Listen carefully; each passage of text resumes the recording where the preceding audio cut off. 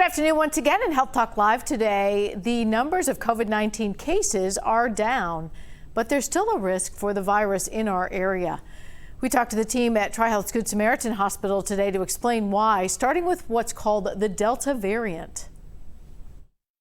Yeah, so the Delta variant is highly infectious, and people who haven't been vaccinated are at very high risk. So we're starting to see the Delta variant take over across the whole country from the prior variant, which was in place, which was the Alpha variant. So it's very worrisome. So if I am young and healthy, I'm thinking I can survive COVID, not a problem. But this variant seems to be kind of doing in that population. Yeah, so it's more aggressive and makes people sicker than the Alpha variant that was in circulation. So even young people can get very ill and get admitted to the hospital with this variant. And of course, that's one of the reasons that you're still continuing to have vaccination clinics. We are.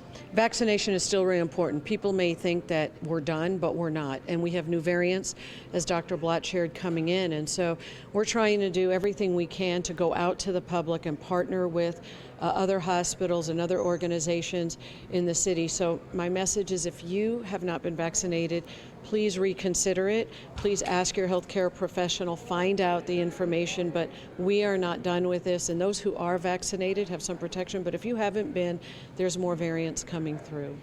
So one of the things that's like just hurting people a little bit is the CDC's meeting today to talk about this heart inflammation. What do we know? What should we know? So a few young people have gotten a condition called pericarditis or myocarditis, some inflammation of the covering of the heart or the heart muscle. It seems to be self-limited, meaning it runs its course after a week or two. Standard treatments seem to work well for it.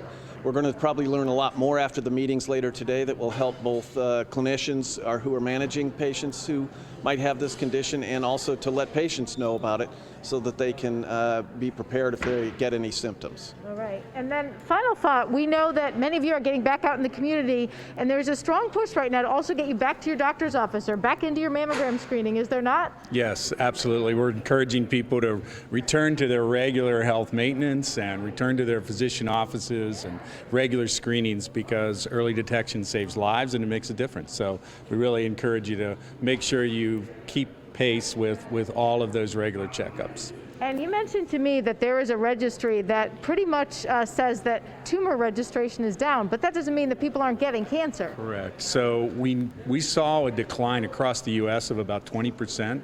Less new case diagnosis, but the epidemiology doesn't really support that. So we know it's delay in diagnosis and treatment and screening, and so it's really important for us to encourage people to make sure that you are staying on top of your health and seeing your physician for regular checkups and screenings.